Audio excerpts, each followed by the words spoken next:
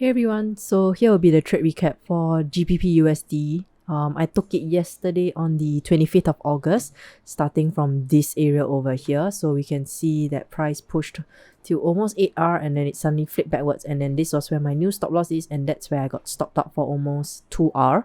So it was quite a nasty pullback. I'll go through how I would have managed the trade and how I managed my psychology during all these deep pullbacks over here. Overnight, this happened as well. I wasn't too bothered about it. So firstly, let's talk about revenge trading, as some of you have asked me to talk about it. So some of you might be pissed off because you went from an 8R trade to now just a 2R trade. You might feel like, oh, I want a revenge trade, or I just want to trade to make back the profits that I gave up. Don't do that, because every single execution that you make is risk that you bring onto your account. So it's a decision that you have to make to stay out of the market. So for me today, I knew that once I held this trade, I was going to close it today, because as we can see, Powell is coming on later in the New York session.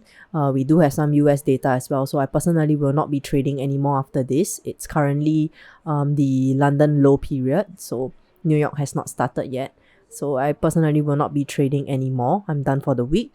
So sometimes it does happen when your trade goes really deep into profits and then it suddenly just U-turns on you. Stay out of the trade. Understand that there are many opportunities that arise every single day. It's up to you whether you want to take the entry or not take the entry according to your trading rules. So if your rules say that you can still trade even with impending news, go ahead. But if your trading rules state that you should not be trading when there's upcoming news, then just stay out of the markets. You set those rules yourself. You got to stick to it. Be accountable to yourself and only yourself, because the money is yours. No one else gave you that money to trade. Even if you trade with a prop firm, yes, the money is not entirely yours. You only put in a small bit of capital, but how you take one trade is how you take all the trades. So if you mess up on one trade and you don't take it seriously, you disregard your trading rules, then sooner or later that account will blow up. Unfortunately, that's just the reality of trading. So another thing that you guys were asking about, patience as well. So if you look at the entire price action here, it's not fun. There were many deep pullbacks. It was not fun to get into. So for me, my trade management on this trade after I entered, I was looking to take 80% off at this demand zone. As you can see, price missed it. So normally, I do have my demand zone drawn up at the last entire down move, which is the entire, if we look at this area over here, is the entire red to the green candle. But in this case, because the zone is quite large, I chose to just use this last down move, which was this bullish candle over here, and that's why the trade actually missed. But if I left it as the entire range and not refined it, you would have seen that I would have actually captured my 80% over here. So this was a decision I decided to make, and I will live with it, seeing that now the price just pulled back against me. Accepting and being okay with the decisions you've made and the consequences after that is part of being a trader. So you can't catch big wins all the time, but the main aim for you as a trader is to minimize your risk. So always remember that. Sorry, I sidetracked. So as for patience, when you see price ranging like that, just take a look at the timing of your entries. So if we look at this area here, this is the the London open. And then when price started to range, this was actually during the London low period after the open. During that period of time, normally I stay completely and physically away from the charts, because I do not want to get caught up in the chop that happens after that. So if you go back to your charts every day and you notice that during that window, after the London open, usually it's so I'm at GMT plus 8.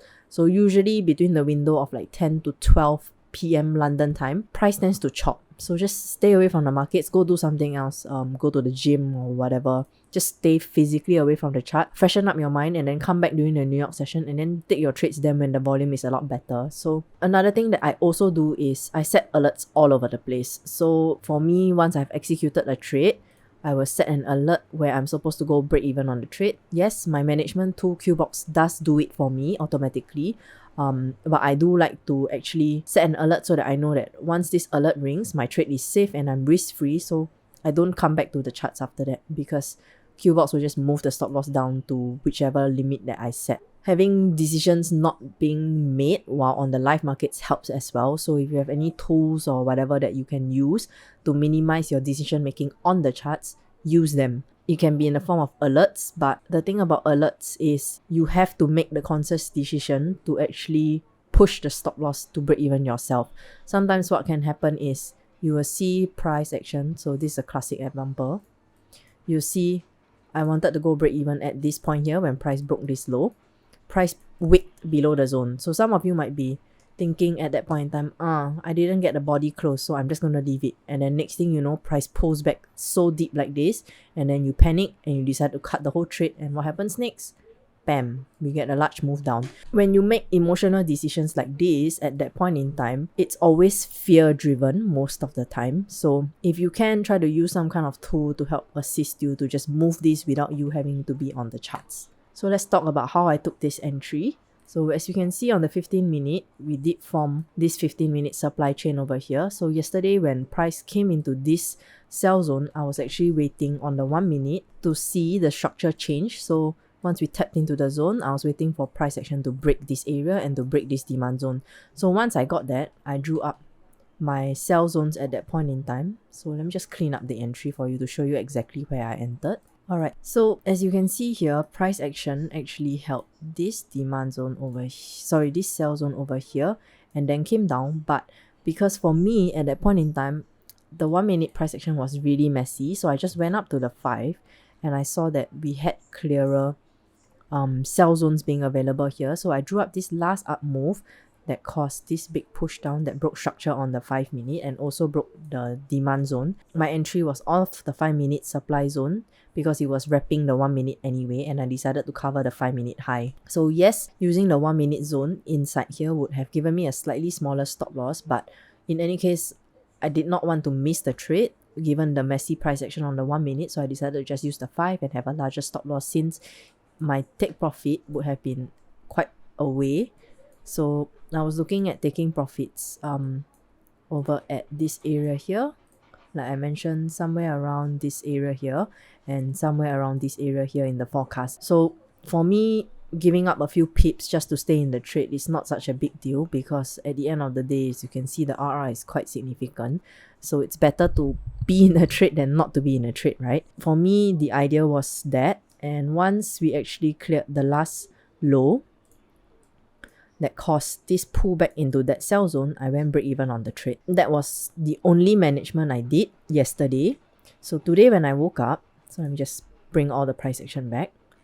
So today when I woke up and I saw on the 15 minute chart, we were ranging, price held this entire range, and we had this new 10 minute sell zone and the supply chain forming.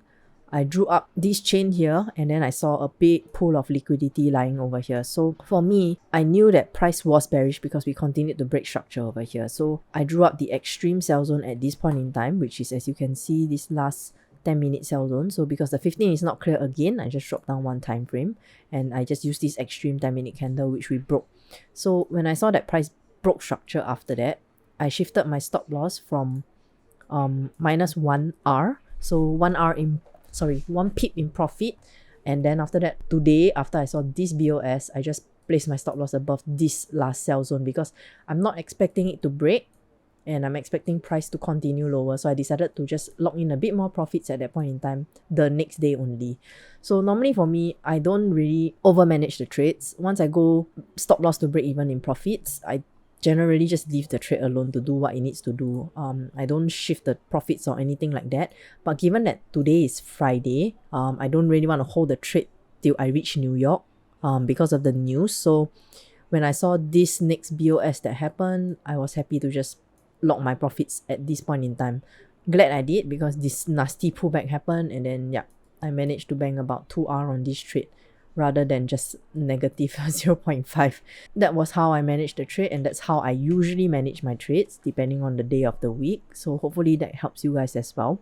So yeah, have patience in your trades. Opportunities lie every day. Just wait for them, be patient, execute only when everything fits your plan. So if you have problems structuring your plan, or you just have problems trading, finding take profit, stop loss management and stuff like that, just reach out to me. I can help you in the mentorship program. I can help you inside the private Facebook group. Whichever it is, these are the modes of communication with me. So happy trading and have a good weekend.